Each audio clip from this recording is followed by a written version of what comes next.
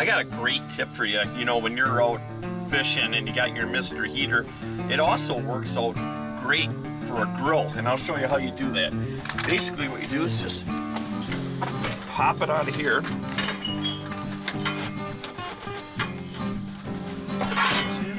Flip it around like this. Stick it back into the holes right there. Okay, now I'm gonna lighter. Turn it on. Now check this out.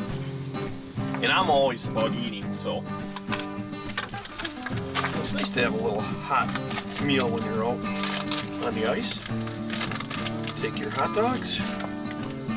Look at that.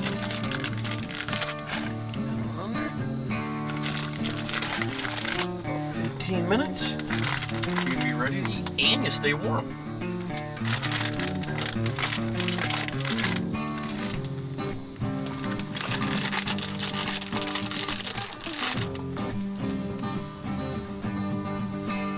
Now there's a great tip. Always thinking all the time. I can keep fishing, staying warm, and I got my lunch cooking.